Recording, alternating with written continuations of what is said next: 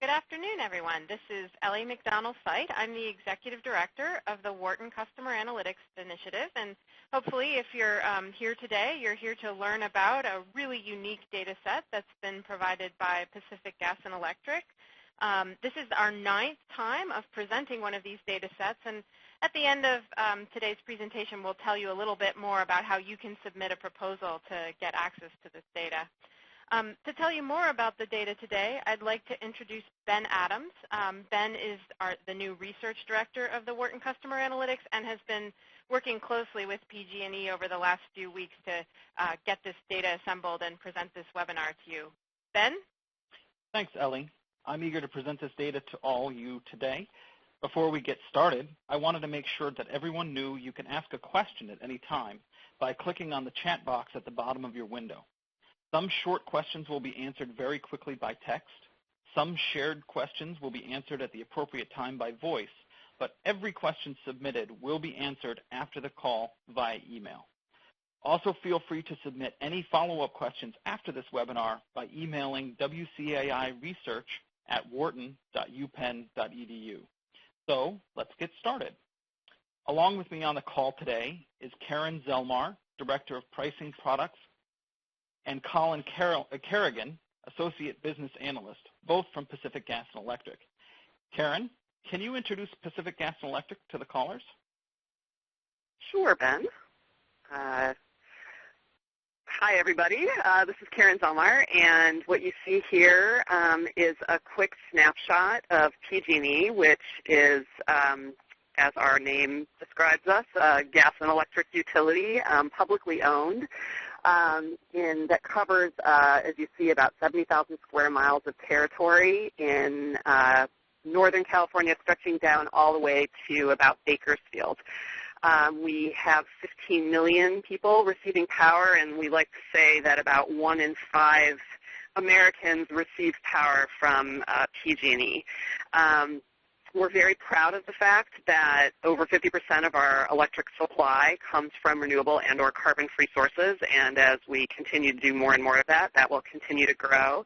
And what we're here to talk about today is that we are very quickly accumulating more and more data about the energy usage from our customers because we embarked on a project a number of years ago to start rolling out automated meters or smart meters to all of our customers.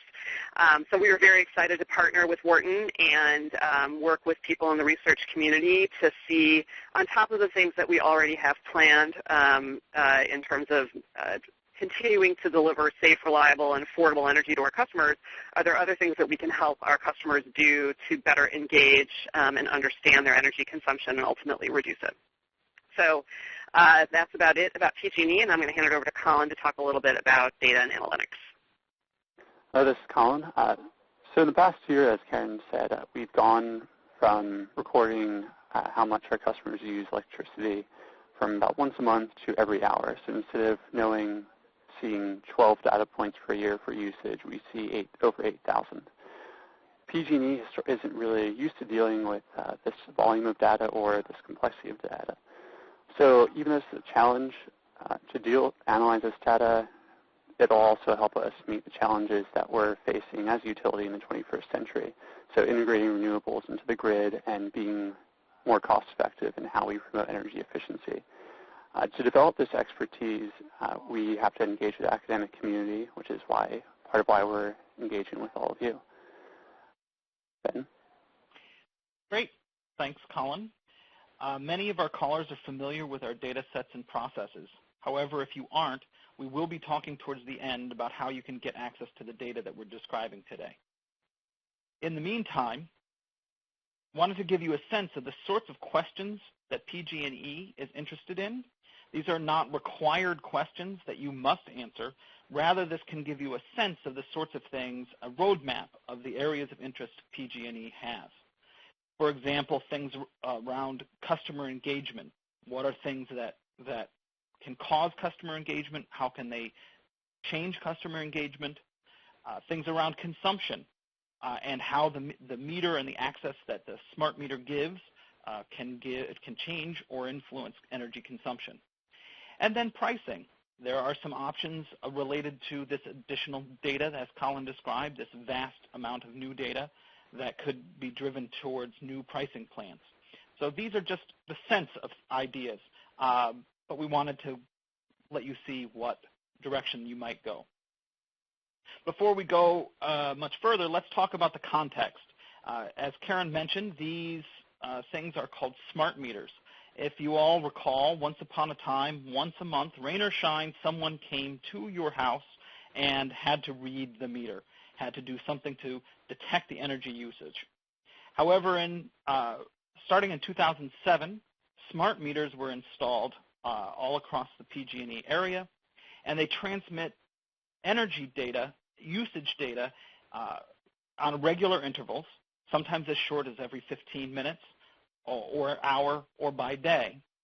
And it creates opportunities for customers to save energy and money in various ways, following this kind of circle of connection and information. Before we dive deep into the data, we want to take a moment to emphasize the paramount of importance of privacy in this project. PG&E is very serious about protecting customers' information, and there's steps that are taken in the data to ensure anonymity for both the customer and any uniquely identifiable information.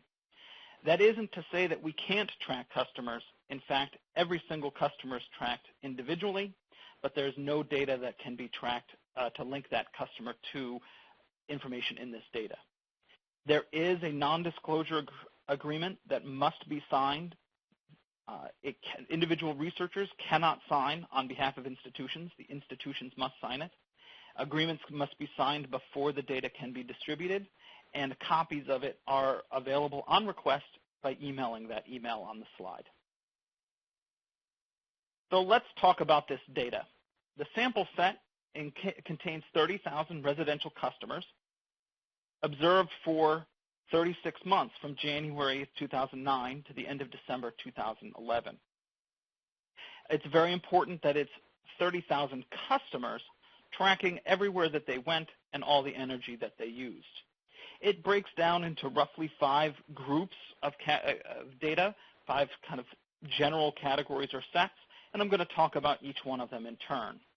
The first one is the energy usage data, what we've been talking about up to now. And we can see with a quick distribution, you can see that the installation dates of these smart meters were distributed over the observation window. So you'll be able to see behavior and consumption both before and after these smart meters were installed. And there is a significant percentage of the population that had no smart meters installed whatsoever. PG&E breaks their categories or their geographies into these distinct climate areas where there are customers are broken up. You can see that each of the climate areas has a name. These names are not significant or meaningful in and of themselves. They are simply labels. The non-contiguous parts, so you might see an area of the green right by the water and an area of green far inland. It's just that these areas have similar characteristics of temperature, humidity, rainfall, and so on. You'll see that the distribution of smart meters, there was variation by these geographies and when they were installed. So you can see that the Central Valley started earlier than the coast, and Inland Hills was in there along the same time. It is PG and E, not just PE. There is gas as well, and you can see that the gas also followed a similar pattern of distribution. Karen, can I ask you if you could comment about the strategy, the strategic application of the installation of the smart meters? Sure. Installing the smart meters was an enormous operational effort on our part, and so we had to tackle the problem and break it down. What we decided to do was to start in the Central Valley because of it was operationally simpler for us. We saved the coast and the urban areas toward the end because just the nature of trying to we know where all the meters are, but actually put them in, and they're in the basements of buildings and complex ways to transmit the data. We saved that work toward the end of our overall rollout. So our order of installation, we decided to start in the Central Valley and then move toward the coast. That's about as much as I know about it, but I think that's as much as everyone needs to know what's behind the installation patterns. Just so that I understood you correctly, it had nothing to do with individual customers' behaviors, characteristics, or usage. It had solely to do with the geographic area and the ease of access to the types of homes.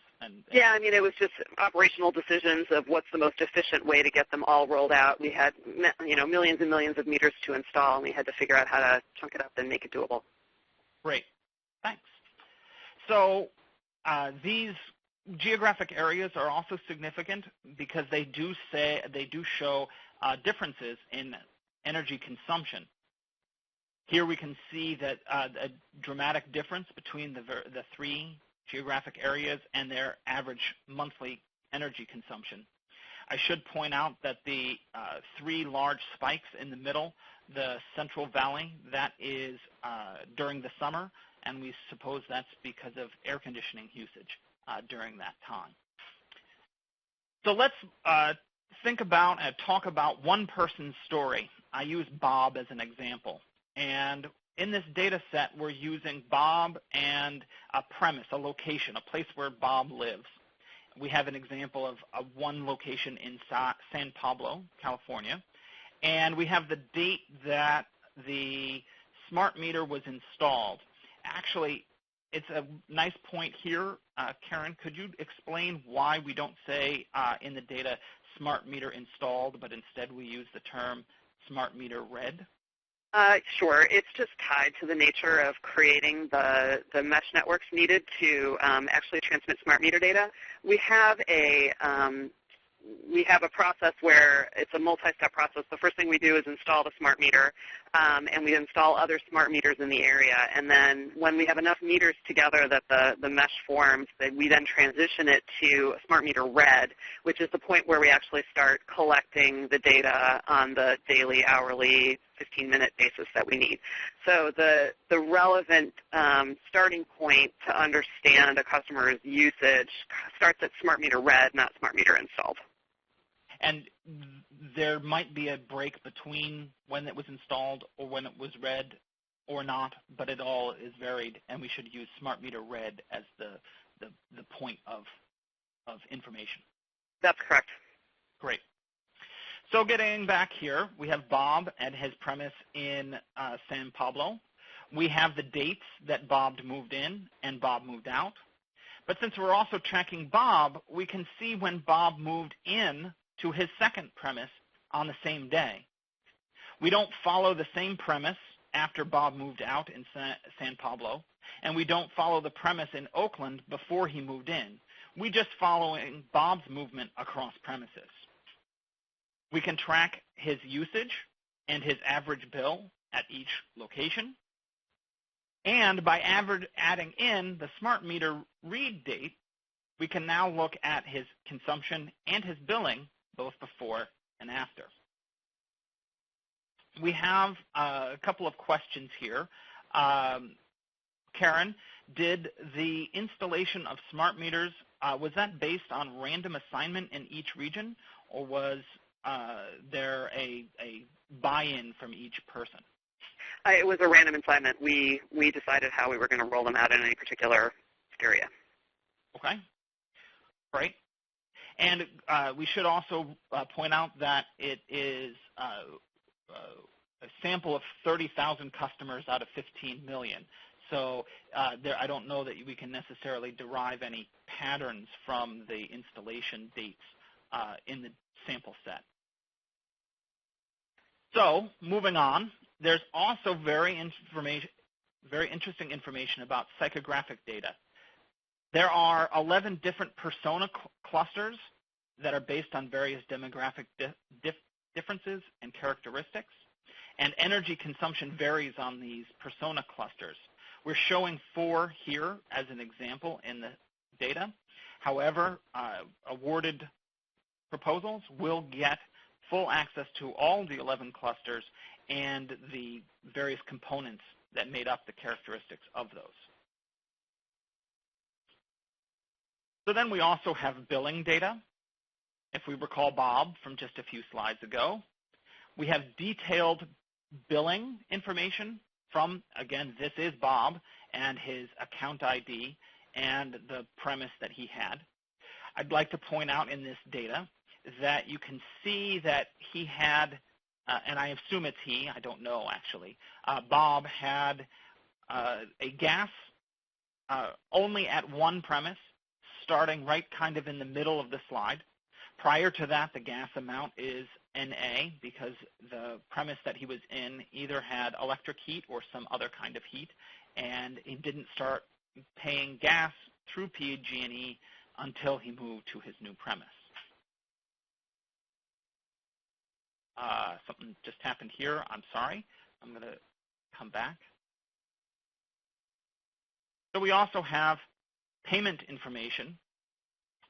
Payment information includes, the actual amount that he put in, and it includes payment method that is included in the data set, and you can see some examples there of the sorts of payment methods that are available.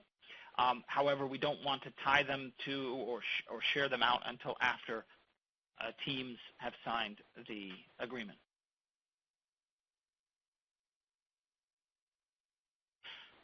So now we move into an area that the data here presents some interesting opportunities, but it's not as rich and detailed as other sets of data. For example, we have information about rebate programs or rebates that customers can submit for energy-saving purchases and investments in their home. Things like energy-saving appliances, specialized heating and air conditioning systems, lighting, things like that. You can see that there were 5,700 applications, and roughly 60% were accepted. The rebate data includes the date that the rebate was submitted, the customer that submitted it, the date that it was accepted, if it was accepted. Please note that we don't have the reason for refusal. We only have that it was refused or not, accepted or not. In addition, customers can sign up for one or more programs, and there's lots of different kinds of programs. Some are billing related, some are related to activity or things that they might want to do. Karen, do you mind explaining one of the programs, perhaps the Balanced Payment Plan or the Climate Smart Plan? Sure. The Balanced Payment Plan, which is also sometimes called budget billing program, is where a customer is able to smooth out their monthly energy payments by looking at their past usage and coming up with an average payment for a monthly payment. The way our Balanced Payment Plan works, every quarter we recalculate the average based on their actual historical usage. Climate Smart is another program that customers could opt into where they could pay extra to pay for carbon offsets for their own energy usage. And then finally, CARE, which is the first one displayed, is actually our low-income plan. It's a discount off of the standard default rate for customers. Great. Thank you. And we should want to point out at this point that the majority of customers, over 50%, did not participate in any plan at all. So now we move on. We also have some customer touch point data, including call center and help tickets. PG&E has a help ticket system where people can call in, or reps who are out in the field can communicate.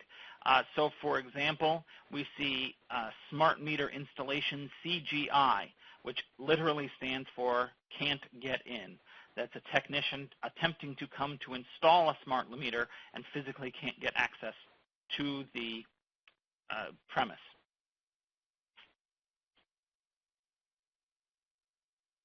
They also have an IVR, an interactive voice response system, and there are lots of different categories, but the majority of them come in these here. And you can see there we have in the data set descriptions about what these are, and the fact that of each customer placing calls, you can see that on average they place 3 calls per person in 2011. However, that's a heavy skew towards a few customers with lots and lots and lots of calls. I don't know about you, but 30 calls to my utility company seems a bit much to me. All right, moving on. We also have pricing and outbound marketing data. PG&E has a variety of different rate plans. We talked about some already, just in touch. You can see that some of them, that there are different choices to sign up for. However, the actual price that a customer pays, the price per kilowatt hour, varies by time of year and by plan type. The vast majority of customers have traditional plans or income qualified plans. But you can see there are other kinds of plans, including time varying.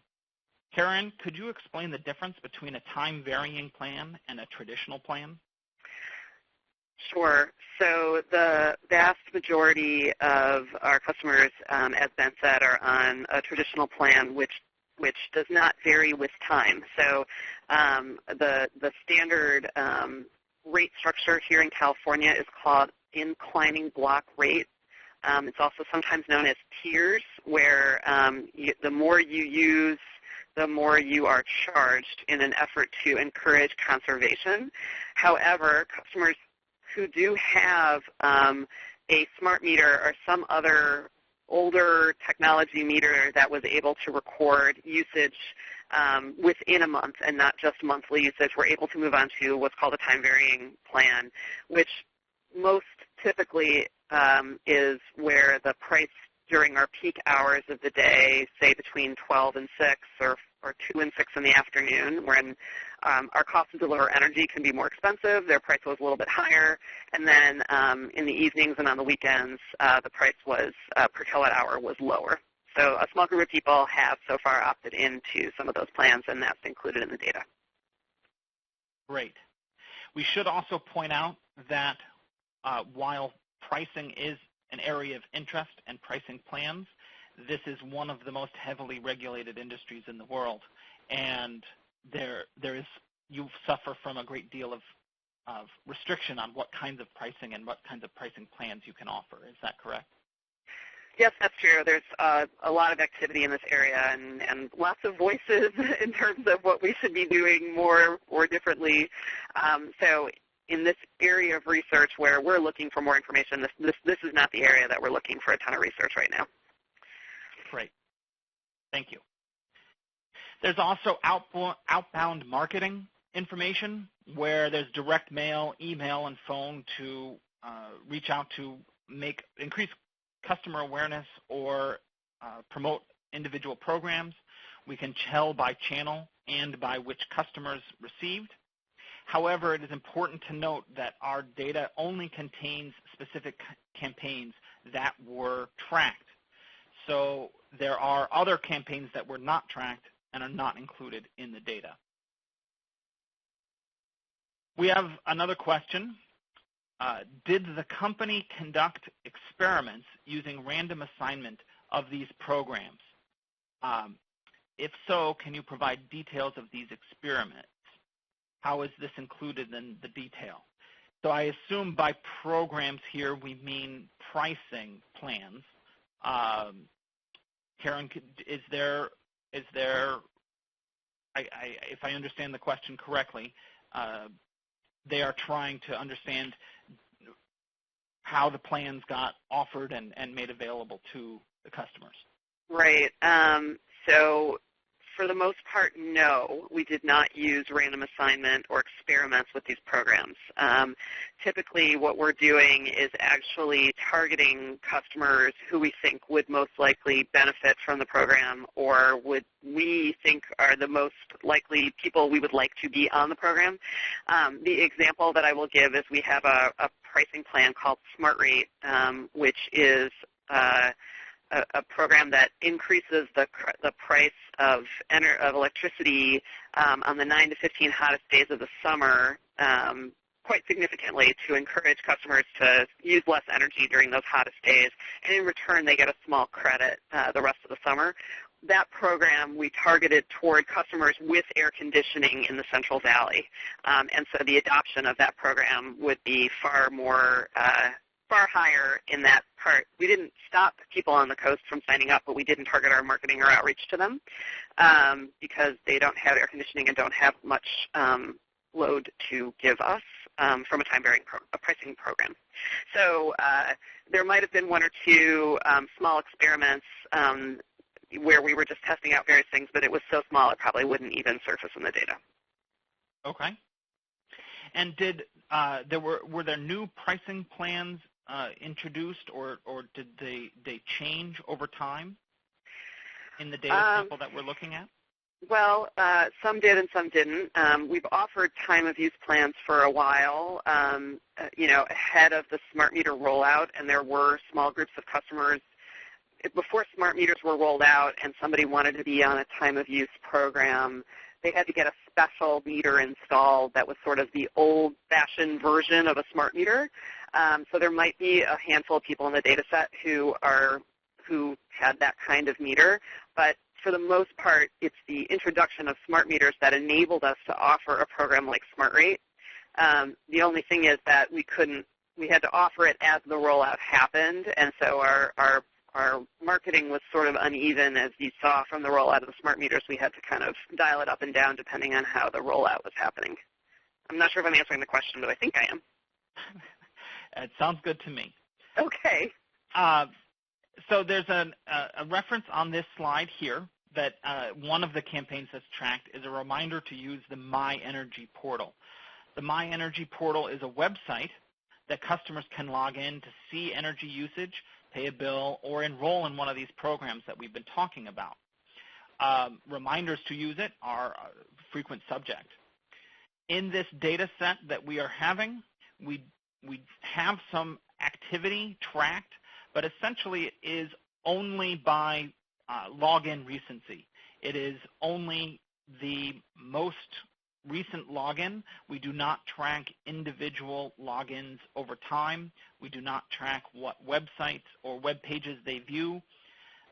I'm told that the majority of activity in this website is to pay a bill, but that's not information, and website activity is not something that we'll track over time.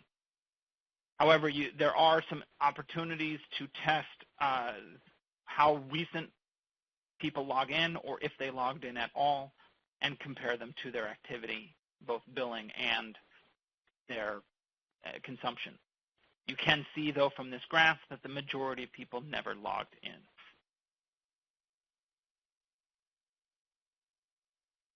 In addition to the raw data coming from PG&E, we have some add-on append data.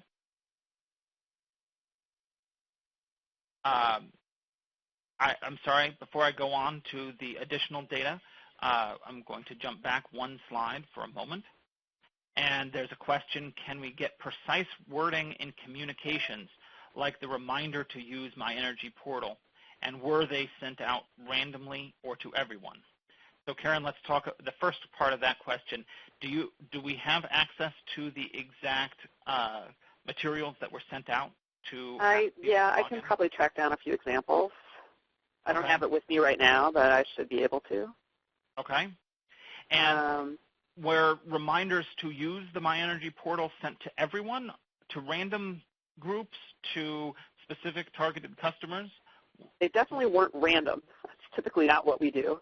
But I don't know if it went to everybody or if we targeted it, so I'd have to find that out as well. Again, I want to re-emphasize the fact that there are definitely My Energy Portal reminder campaigns that are included in the data, but there may be other or repeated campaigns that aren't included in the data. So people looking at this outbound marketing and reminder data will not have a complete picture of all the activity, all the touch points with an individual customer. Okay, we've got another question about the outbound marketing, so I'm actually going to go back a couple of slides to that one. And there was a question about what is a reminder or a notification that says energy use relative to neighbors notice? Yes, we've started rolling out a program where we mail home energy reports to our customers physically at home, where we show them their energy usage relative to similar homes in their area or their neighbors' homes. And we tell them if they're on average higher or lower than kind of the average homes in their area. It's a particular trend happening right now in utility companies. We are still starting that rollout. We've been doing it in sort of waves, and so not 100% of our customers receive those reports right now, but some of the customers in this data set have received the reports, and it should say in there when they did receive them. Great. Thank you. All right, so we have also some basic clarification questions that, we'll get to that in just a moment because I'm going to continue on to the data appends that we have. We have some local climate data that will tie census block for each premise to temperature and precipitation that is every day during the data window, so you can compare climate to energy usage. We have education by household that has been added on. And because, as I mentioned, we had census block tied to each, you can tie in any of the data available at census.gov to any of the households in any of the premises in the data set. So, as I said, I understand we have some basic clarification questions. One question is understanding more how the 30,000 was sampled. So we've said a couple of times there's 15 million PG&E customers. Colin, can you explain how the 30,000 were selected? Sure. So within each of those 3 geographic areas, 10,000 customers were randomly sampled. So very straightforward, simple, random sampling. And did I understand that they also needed to have an account active as of the end of the window? That's correct. So there won't be any customers in there without any data. So they may have started, they may have had their first bill sometime during the data, but everyone has one for the very last month. That's correct. So the rate of turnover per year will be about 10%, I believe. Okay. Another question is understanding the data about the location of each premise. Colin, can you comment for just a moment about the kinds of data that is available with each premise? Sure. So just at the level that researchers will be able to tell where these customers are, both the zip code and census block group are available. So that's a pretty narrow geographic area. Unfortunately, we can't provide any more specific than that just due to privacy regulations. Involving what's available at each premise, you'll be able to tell if they have solar or not, and also what type of service they have. And also through census data, you'll be able to connect a lot of demographic information to each customer. Okay, great. Karen, a question about the actual smart meters themselves. do they display energy usage inside the home? Do they have any way for the customer to actually read consumption details? Not really. So for the first question, no. They don't display energy usage inside the home. They just replace the meter that was on the outside of the house. There is a number that's flashing on the smart meter that is the read at any particular time, but it's just a single read for the whole house, and that's it. Okay. But they can log into the My Energy portal to view consumption. Is that correct? They can. They can. It's just no more granular than the read for the house. Okay. Great. Also, someone asked about the psychographic data. What was the unit of analysis for assigning the psychographic profile to each household? How was it acquired? Can you describe how those just in general terms, the kinds of characteristics that made somebody profile 1 versus profile 5? Colin, do you have a good description of this, or do you want me to take it? I'll take a stab at it. So a third-party marketing firm developed this analysis for us. Just some of the information those psychographic profiles would be based off of would be stuff like income, household size, and it should be at the household level whenever possible, though I imagine a lot of census data would be involved in that as well. Additionally, there would be things like indicators if the customer is like green or not, and that would be derived from charitable donations and stuff like magazine subscriptions. Okay, great. And then there's a question about understanding the contractual arrangements with customers with respect to smart meters. If I understood what you said before, there was no opt-out. PG&E decided this location was going to get a smart meter, and the customer could not decide that they did or did not want one. Is that correct? Well, we're sort of still sorting that out. When we began the rollout, and for most of the years, there was no opt-out. We're actually in the middle of a regulatory proceeding to try and finalize how opt-out could work, and we, in the past few months, have rolled out, it was in 2012, we rolled out the official ability to pay to opt out, so that won't be reflected in the data set that you have. Before 2012, customers could decline an installation, and we put them on a hold list while we were waiting for the regulatory proceeding to take place. A very, very small percentage of our customers were on our hold list in single digits, low single digits. So that might be reflected in the data by the fact that they never got one installed during the window. Probably true, but there could be a number of reasons why they never got one installed in the window. That is one likely reason. Another reason is that they just had a technically difficult installation, and some of those we held to the end, and other things. So, but that would be one of the reasons why they might not have one. Okay.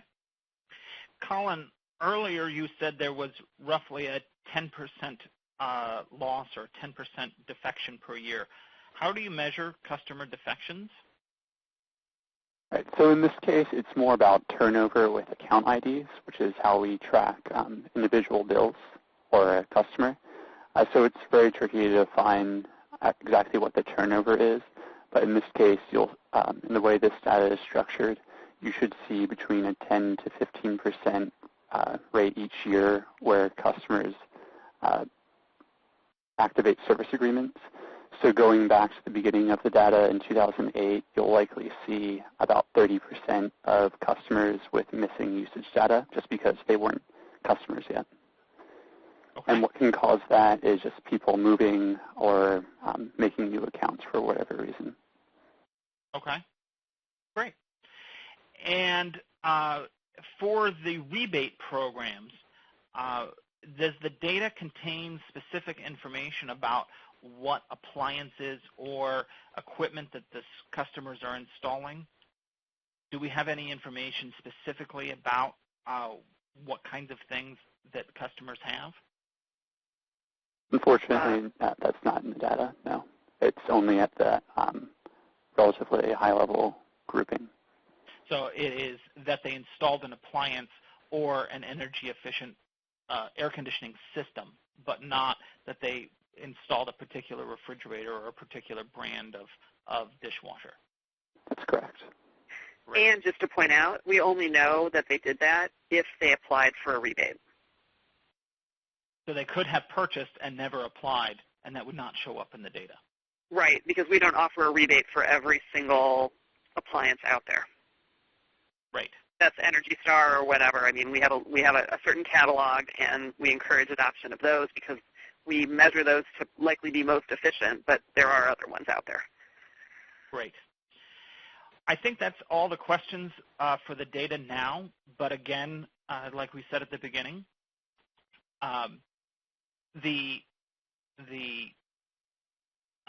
all questions that were submitted will be answered after the call in the next few days by email. By email. I wanted to circle back one time, just very quick again. Now that you've seen this data and what the data looks like, this is the kinds of questions that PG&E is interested in, but you are not limited. Teams are not required to submit proposals specifically about these. Again, kind of how can we use this smart meter data to measure or increase engagement? Are there different kinds of interactions or relationships in the data between engagement and usage? Does having an access to a smart meter change their consumption? How is the consumption different before and after? And is there an impact of the smart meter to enable pricing strategies, for example, where prices vary by time of day? But these are just guidelines, suggestions, and thoughts. We're very interested in proposals in all sorts of areas. And in fact, that leads to the question, why should you submit a proposal? Well, this is a really unique data set. We're really not aware of ones that have this level of granular detail and a really opportunity to have access to this. We are a pretty efficient and simple process. We are due in just a couple weeks for proposals, and data is awarded about a month and a half from now. We give you support and preparation, as well as access to ask additional questions to PG&E. And then we close the research opportunity with a private symposium. Typically, it'll be here at Wharton to share your findings with a corporate partner about a year from now. We also will help promote your research paper through the WCAI SSRN Research Paper Series. When submitting a proposal, we want to make sure that it's relatively short, no more than 2,000 words, and contains these particular areas. We want to make sure that you're aware that the research committee is comfortable with research terms, models, and techniques. You should feel as though you were writing an email to a faculty colleague at that level of information. There's lots more detail about the proposal submission process that you can see online on the URL at the top of the screen there. We want to make sure that you know that in addition to the document, research teams need to submit a single PowerPoint slide that communicates at a high level what your research will cover. There's an FAQ describing that process on the website, and we encourage you to read it. The deadline for submission is Friday, November 9th, and we only accept proposals online. Feel free, however, to send this email to wcairesearch@wharton.upenn.edu if you have any questions, either about the process, about what you're thinking about researching, or, and most importantly, if you require the data to look a particular way or have particular elements in it to make your research successful, please, please feel free to reach out, and we'll do the best to answer the questions that we can. If your proposal is not accepted, or if this data set is not exactly what you're looking for, we do have other opportunities available. In the next few weeks, next few months, we're going to have a few more, including very detailed employee and customer satisfaction in repeat retail transactions will be coming later this calendar year. And early in 2013, we'll have those of you who are interested in ratings and user-created content across multiple channels and brands. We will have a very, very rich, detailed data set there. And we'll be doing some automotive research with General Motors in February. In addition to research opportunities like this one, we have grant and funding opportunities. More details to follow in the coming new year. You can also find us with our SSRN research paper series. Again, it's listed there. And please make sure to check our website for any announcements. Thank you for your time, and I look forward to reading your proposals.